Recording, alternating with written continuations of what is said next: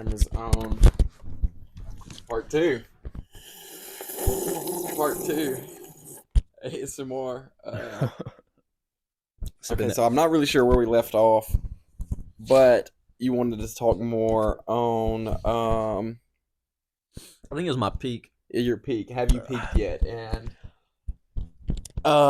See, I don't think I've peaked. I think I've started to demand more out of my body, and I've gotten more out of it the last couple years.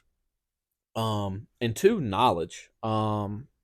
Knowledge in baseball, like your mindset and your approaches, things like that, they go so far.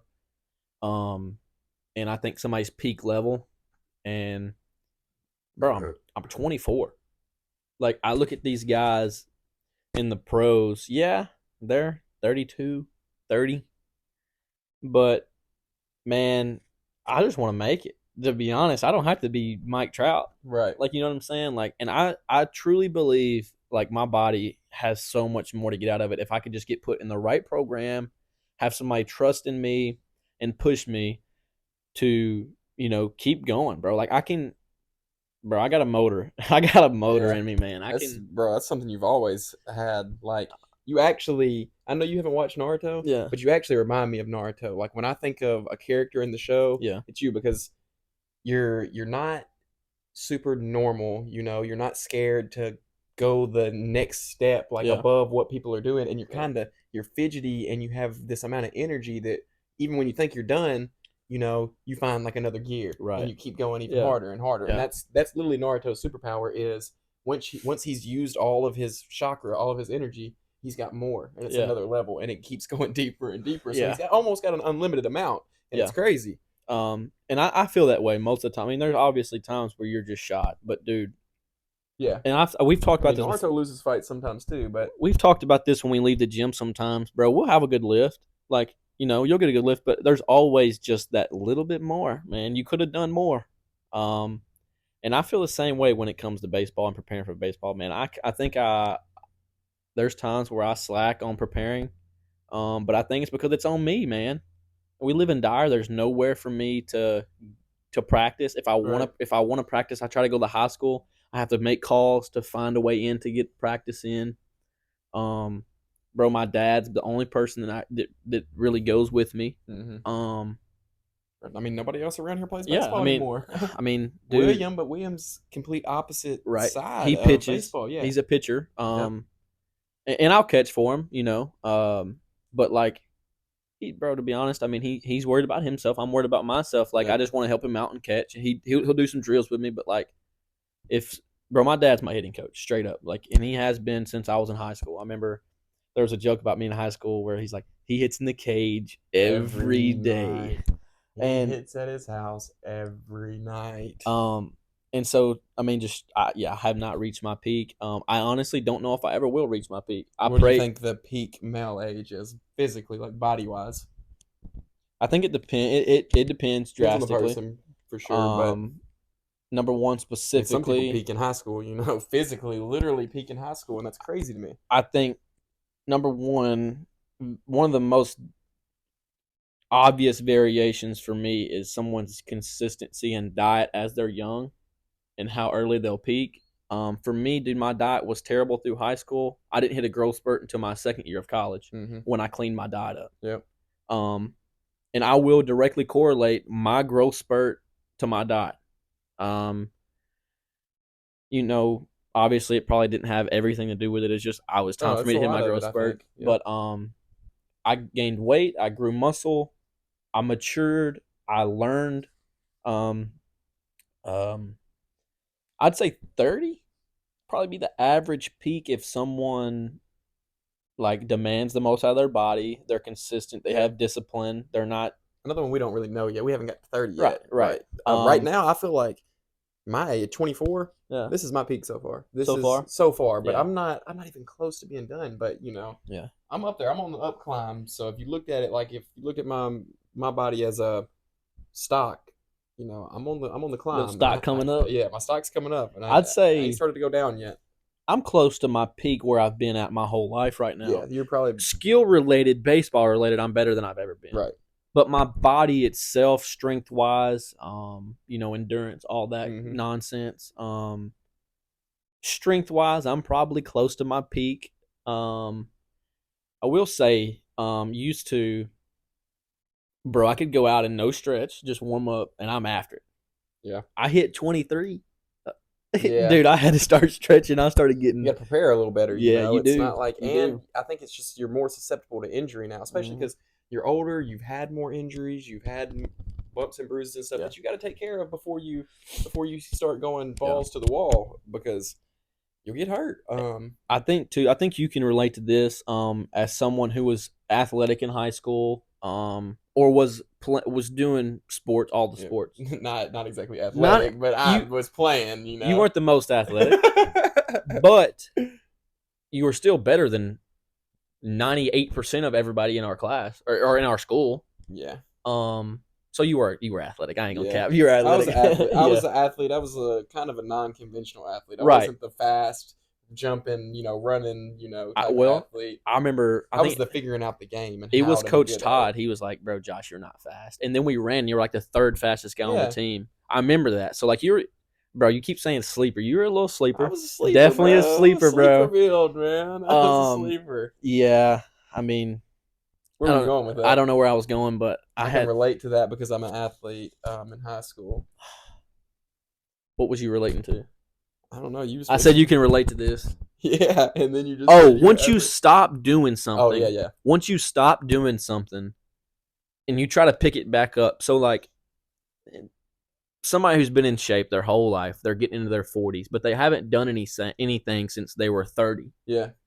Bro, if like I don't even think they know how much they have lost in their Right. ability and how much that affects their future in life. Like, dude, it's going to be my goal that when I'm 80, I can roll around in the floor if I want to. And bro, I've seen old people and how their body fails them.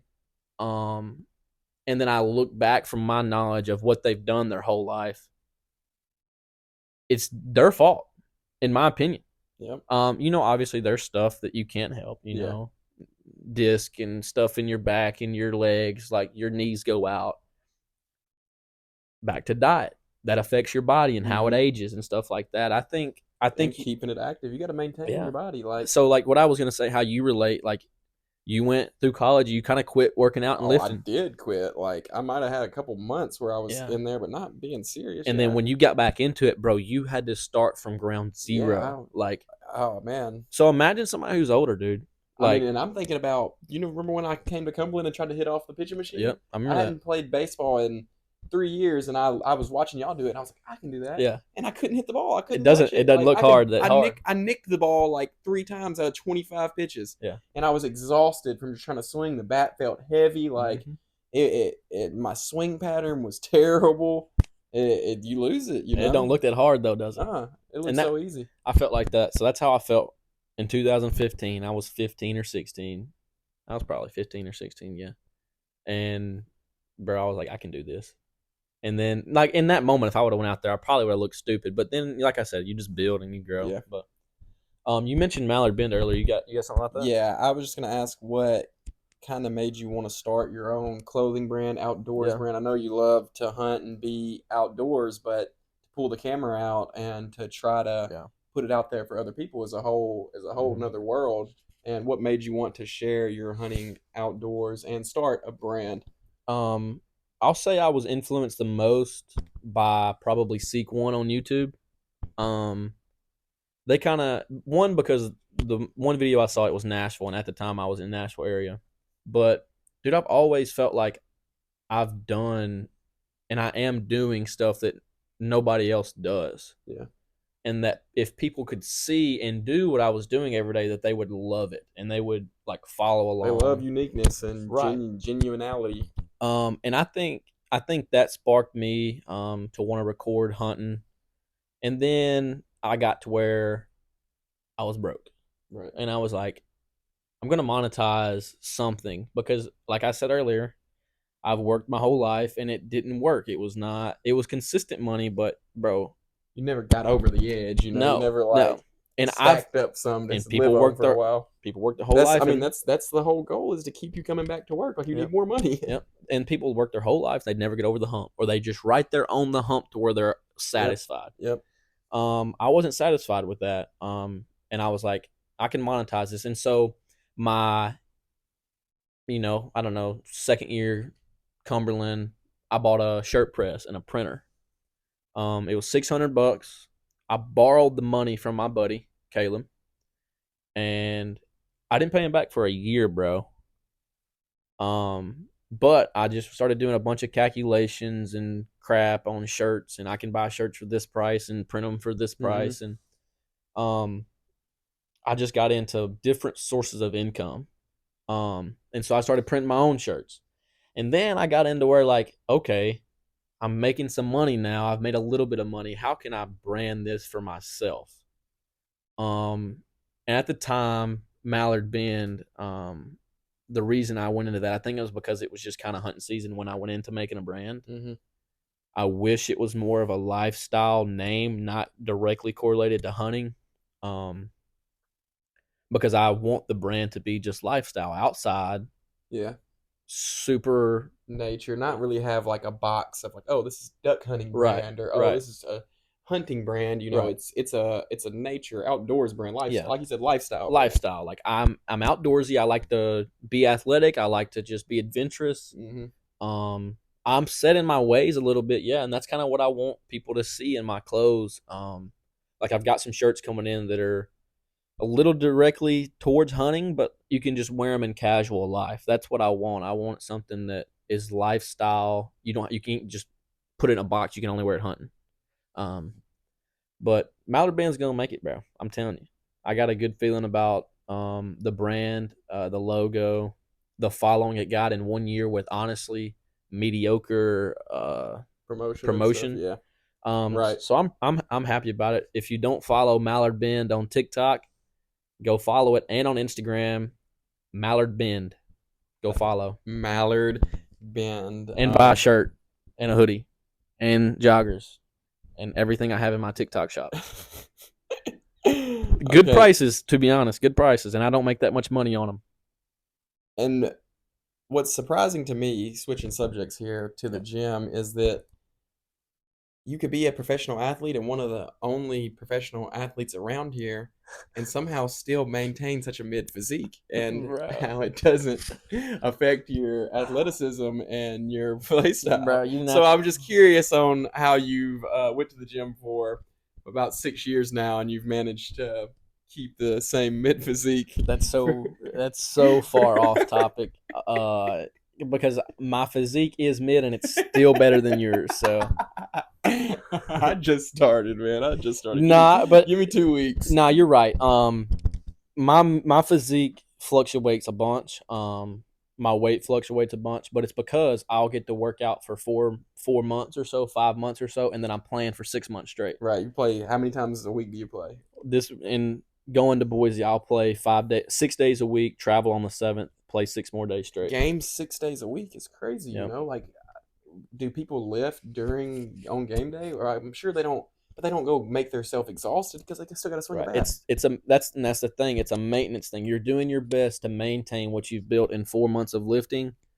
You're trying to maintain that while not being able to eat when you need to because you're playing, you're practicing, you're at the gym, trying to catch up on sleep. Um, so It's a crazy lifestyle. it's a fun lifestyle. It is crazy.